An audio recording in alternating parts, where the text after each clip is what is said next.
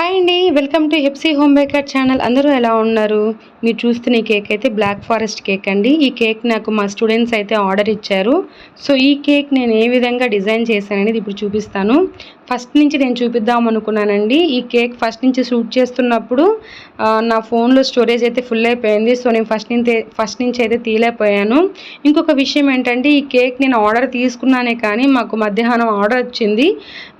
తర్వాత నేను ప్రిపేర్ చేద్దామంటే కరెంట్ లేదు. ఈవినింగ్ 5:30 వరకు అయితే మాకు కరెంట్ ఇవ్వలేదు. ఎప్పుడైతే కరెంట్ వచ్చిందో నేను అప్పుడే ఈ కేక్ని అయితే ప్రిపేర్ చేశాను. సో ఇక్కడ నేను చేసిన మిస్టేక్ ఏంటంటే, అది లాస్ట్లో చూపిస్తానండి, లాస్ట్లో చెప్తాను. ఈ కేక్ నేను చేసినప్పుడు నేను స్పాంజెల్తోనే కేక్ని ప్రిపేర్ చేస్తున్నాను.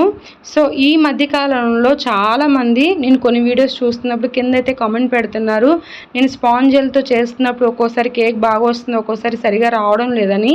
ఎంతమందికి ఈ ప్రాబ్లం ఉందో నాకు కమెంట్ చేసి చెప్పండి. ఈ కేక్ వీడియో తర్వాత నెక్స్ట్ నేను స్పాంజెల్తోనే మన యొక్క బేస్ అంటే పర్ఫెక్ట్గా బేకరీ స్టైల్ స్పాంజ్ మనం ఏ విధంగా ప్రిపేర్ చేసుకోవచ్చు నేను చూపిస్తాను. తప్పకుండా మీరు కామెంట్ చేయండి. మీ యొక్క కామెంట్స్ అన్నిటికీ నేను అక్కడ అంటే ఆ వీడియో చేస్తున్నప్పుడు నేను అయితే రిప్లై ఇస్తాను తప్పకుండా. ఇక్కడ నేను ఫస్ట్ విప్పింగ్ క్రీమ్లో అయితే చాక్లెట్ గనాచిని మిక్స్ చేసుకుని దాంతోనే క్రమ్ కోట్ ఇచ్చాను. ఫినిషింగ్ అయితే చేసుకున్నాను. లోపల లేయర్స్లో కూడా నేనైతే చాక్లెట్ని తురుముకుని అయితే వేసుకున్నానండి. ఇక్కడ పైన చాక్లెట్ గనాచితో నేను డ్రిప్స్ అయితే ఇచ్చాను.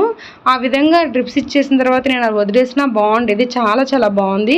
తర్వాత నేను చాక్లెట్ తురుముకున్నాను కదా, అది వేస్ట్ అయిపోయింది అనే ఉద్దేశంతో చుట్టూ కూడా కేక్కి అద్దేశాను అనమాట.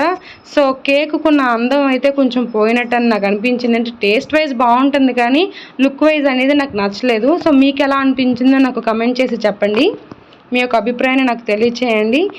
ఈ డిజైన్ మీకు నచ్చినట్లయితే, లేకపోతే మీకు ఏ విధంగా అనిపించిందో, నచ్చినా నచ్చకపోయినా నాకు కమెంట్ చేసి చెప్పండి. మీ అభిప్రాయాన్ని తెలియచేయండి నాకు. మీరు నా ఛానల్ మీకు యూస్ఫుల్ అనిపిస్తే తప్పకుండా సబ్స్క్రైబ్ చేసుకున్న నా ఛానల్ని అయితే సపోర్ట్ చేయండి.